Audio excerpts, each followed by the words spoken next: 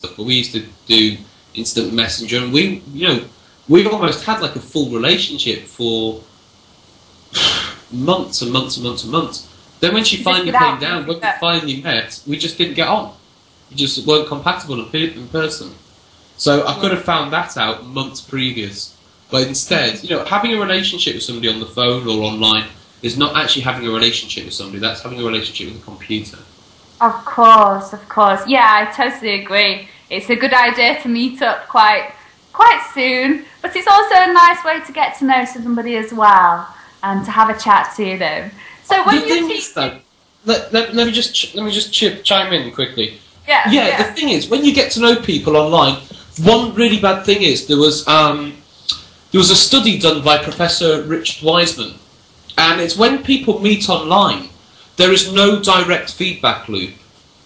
You can send somebody an email, or even when you're chatting, if you don't have a webcam, you're just on the phone, or just on typing or doing instant messenger.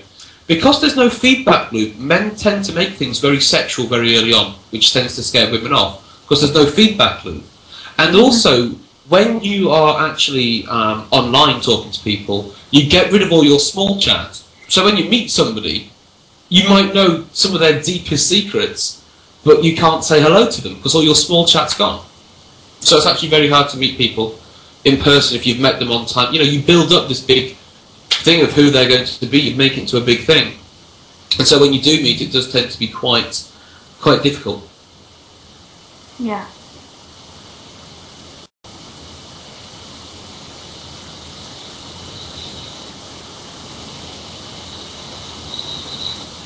Okay. Was that a good enough answer?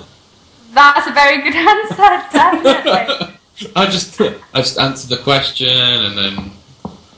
So what kind of training do you do with these people that come to see you? You say you work with women as well. Is it mainly men that you work with? It's women. No, it's men that I mainly work with, yeah. It is men that I do mainly work with. And, yeah, it's... Okay, well, somebody would come to see me, and I'd say, what do you want? What is it you actually want to create? And I'll find out what's been stopping them, their anxieties, if they had any issues from school, any family issues. And in the first session, I start to break all these, people, in the NLP community, people know these things like limiting beliefs, things like this. And then I actually start to plan things out in the real world.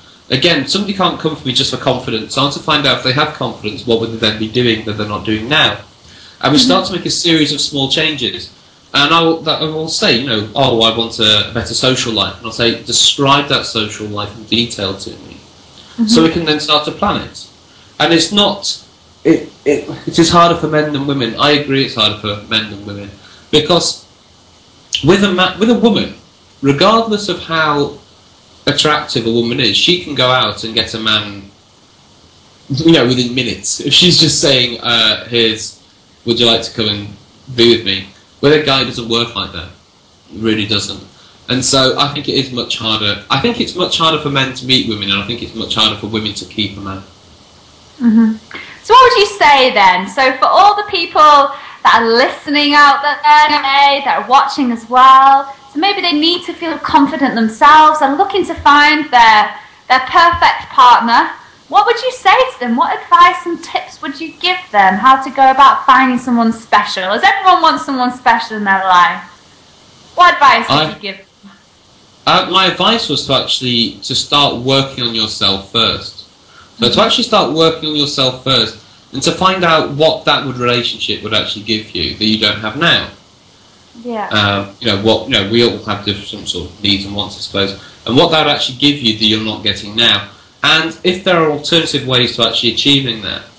And if you create your own life, the thing is, a lot of people go out and do things. A lot of people go out and do things like salsa and things which they have absolutely no interest in, just for something to do, just to meet people. And if you're doing things just to meet people, what you're going to do once you're in that relationship, you don't actually have any interest in yourself. My advice is to actually start to build your own life as almost as if you didn't need a partner. But you want to build a lifestyle that's attractive to bring somebody into, to actually bring a lifestyle into. Because you don't just want to be, if you meet on a night out and all you like doing is going out drinking, And if that's all you like, when you're staying in, you don't actually have that much in common. So I think it's always important to develop your own lifestyle or the things you actually want to do. Start to do them and start to actually attract people to you. Instead of just constantly running out and chasing it, because that'll make you needy. Yeah, I definitely agree. I think you've got to have your own life and your own interests. If you haven't, then I suppose you become too reliant on the other person, and that's not good, is it? You need to have your own things as well. Well, you do. You become very needy. If your social life depends entirely on your partner, then yes, you become very needy. If you actually design your social life so you can have fun with or without them, whenever I'm going out with somebody, I will always say I hope that they have their own life as well. And I want to go to some of the things that they're doing, but I don't want to go to everything that they do. And I prefer to both have things that we can both enjoy, things we can enjoy together, things that she can teach me about, things I can teach her about. We'll both have independent lives as well. Yeah. Does that make sense? Well, let me ask you, as a lady, yeah. as a lady, what would be more attractive to you? Would it be more attractive if you meet somebody out on a random night, and they then say to you, "Oh, I really like you," blah blah blah. The fact to drink to get confidence. And what if they came over to you and said, "Oh, I want your number," and things like this? And the thing is, if you say to somebody, "Look, we should go out for a drink sometime," that puts an awful lot of pressure, because you know that if you say no to him, he's likely to be at home doing nothing.